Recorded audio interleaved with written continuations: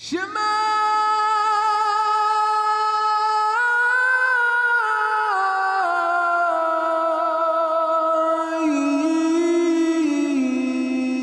Israel. Hope you enjoy this next study. My name's Dee. This is my wife, Millie.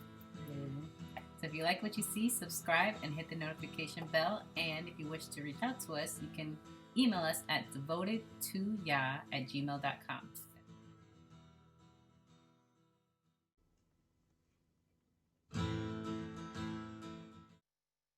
Verse 18, for surely I say to you, this is why you don't even need to go into the definitions of the words, because sometimes the scriptures interprets itself within the passage. And I feel like this does it very well. It doesn't need any help. It really doesn't.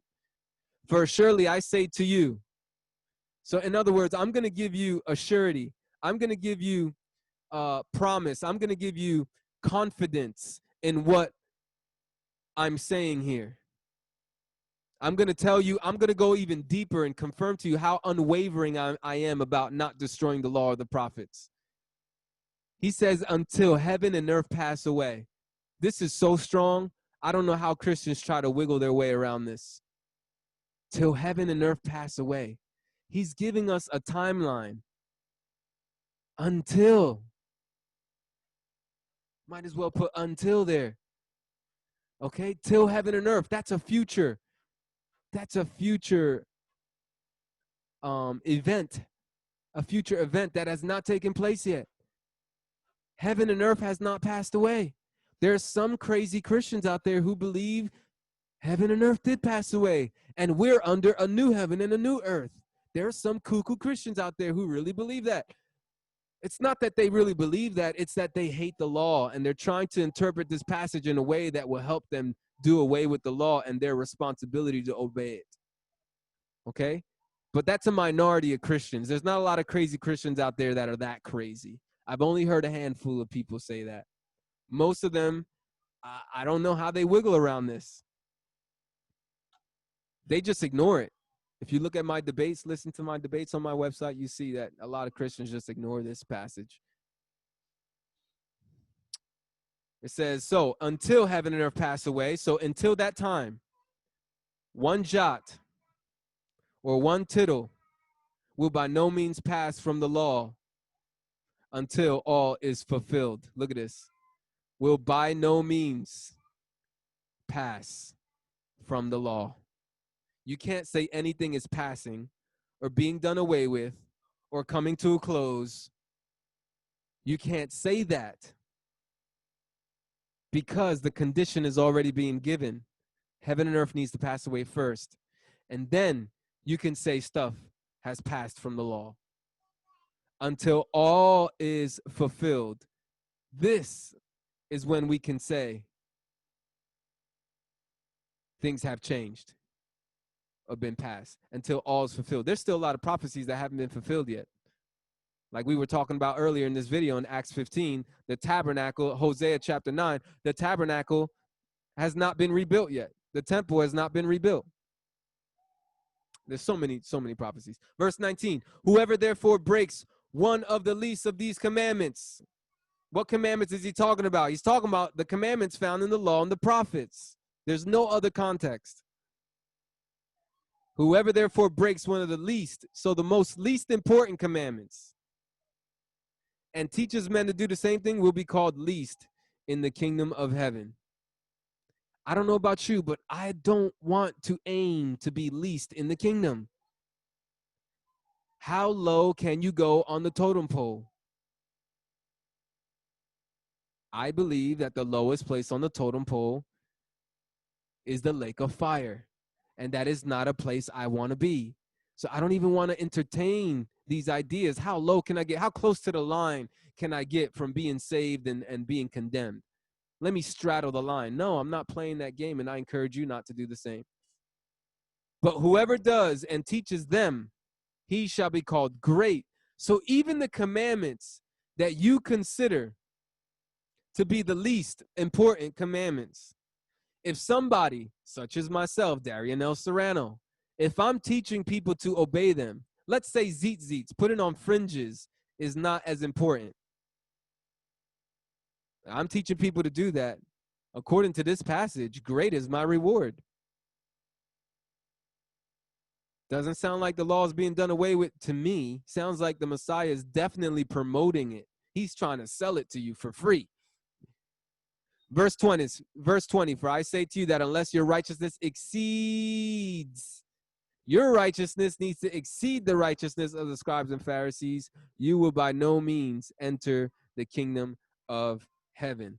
This exceeding the righteousness of the Pharisees cannot include doing away with the law, because that's not exceeding them. You have to embrace the law and do more.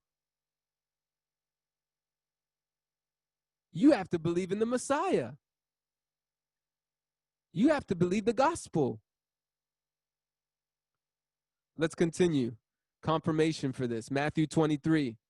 Then Yahusha spoke to the multitudes and to his disciples, saying, the scribes and the Pharisees sit in Moses' seat.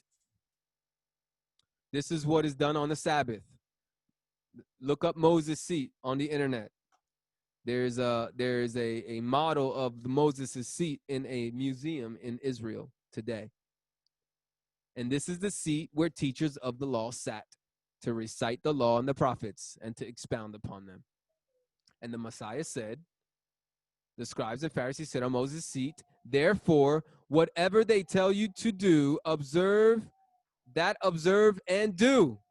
The Messiah, once again, is promoting the law here and is actually telling you to obey the law, which is in agreement with the statement here that our brother Simon is giving, saying, we'll give these Gentiles these 4 things, for Moses has had throughout many generations those who preach him in every city, being read in the synagogues every Sabbath.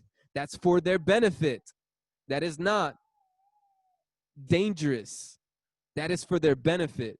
The Messiah here is not endangering his disciples by telling them to observe the law and the prophets. And let me enlighten you on something. It's not just his disciples either. It's a multitude of other people. I guarantee there are Gentiles in the crowd.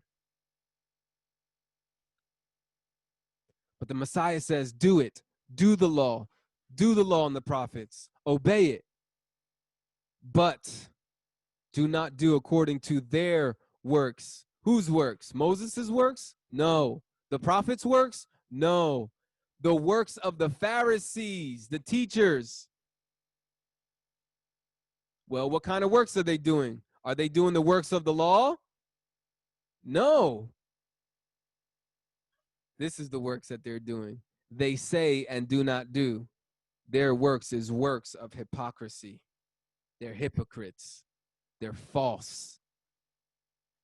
They're not practicing what they preach, or they don't preach what they practice. So the Messiah is encouraging his disciples to obey the law of Moses and the prophets, but not to follow the hypocrite teachers. Don't let any Christian tell you otherwise. And it goes on a list of all the things that they do here. Look, for they lay heavy burdens, hard to bear, and lay them on men's shoulders, but they themselves will not move them with one of their fingers. They don't help people. They burden them. They like to make things difficult for them, and they don't help them. All their works they do to be seen by men. Look, pride, ego. They make their phylacteries broad and enlarge the borders of the garments. Okay, outward appearance stuff. All right, they go on and on about these teachers, and none of these things are approved in a bad spirit. These things are not approved in the law. This is not stuff that the law doesn't teach you to be prideful and arrogant and self-righteous. It tells you to be circumcised at the heart and humble. Okay? They love being called teacher, just like Christians love being called pastor, rabbi, doctor, bishop, reverend, priest. Messianics like being called rabbi, rabbi. Okay? There's a lot of people that take pride in this kind of stuff. Verse 13, but woe to you, scribes and Pharisees, hypocrites. It goes on. It mentions hypocrites so many times in this chapter, which a hypocrite is somebody that doesn't practice what they should be. And once again, I know I'm repeating myself, but the Messiah is telling his disciples to obey the law of Moses. That plain and simple, man. Don't let any Christians swindle you and lie to you and do gymnastics works with you to try to convince you otherwise. Doesn't make any sense. But what I'm trying to get to is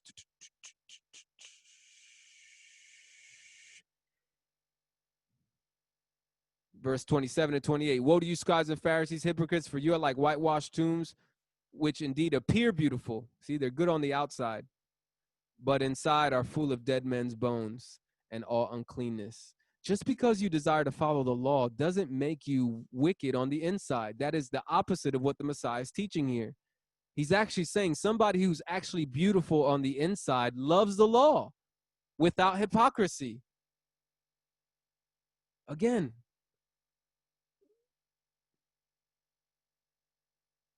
therefore, whatever they tell you to observe, that observe and do, but do not do according to their works, for they say and do not do.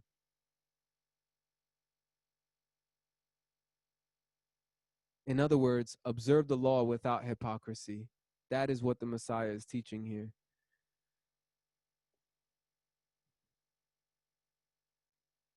Here's the other part I wanted to touch on. Verse 23. Woe to you, scribes and Pharisees, hypocrites, for you pay tithe of mint and anise and cumin.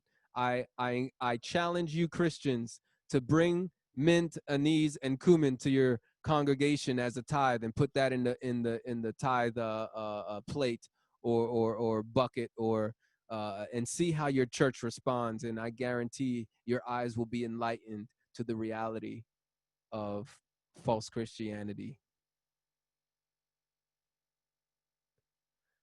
What is true tithing? Anyways, but the Pharisees are tithing here, right? Which is a command in the law. I find it hypocritical that Christians want to do away with the law, but they want to keep tithing, which is something that is instructed in the law, the Old Testament. That is not something that is instructed in the New Testament. Nowhere in the New Testament is it instructed for the assembly of Messiah to tithe to pastors. Nowhere. It's not found anywhere. Offerings is a different story. Giving offerings, giving donations, that's a different story. But tithe is specifically a Torah-based, law of Moses-based, and prophets command, which is specifically supposed to be given to Levites, by the way. But Christians want to keep that part because it helps their franchises to thrive. It's the money. It's the bottom line. Anyway, they tithe, right? They do these things that are scriptural, that are biblical, and have neglected the weightier matters of the law. So even Yahusha here is saying tithe is not even a weightier matter. It's not the most important of the commandments. So remember in Matthew 5:19, where it says those who keep the least of these commandments, tithe will be one of them. But Yahusha's saying they've done the little things, but they've neglected the more important things of the law. Look at that. He's promoting the law. Have neglected the weightier matters of the law. Justice is of the law. Mercy is of the law. And faith is of the law. I'm sure I can do an entire teaching on those three topics right there. Justice, mercy, and faith. These you ought to have done without leaving the others undone. It doesn't get any more simple than this. Yahusha is promoting to keep the whole package. Obey all of it. Pursue all of it. I don't care if you're not perfect. I don't care if you can't perfectly keep it without flaw. I'm asking you to pursue it without hypocrisy.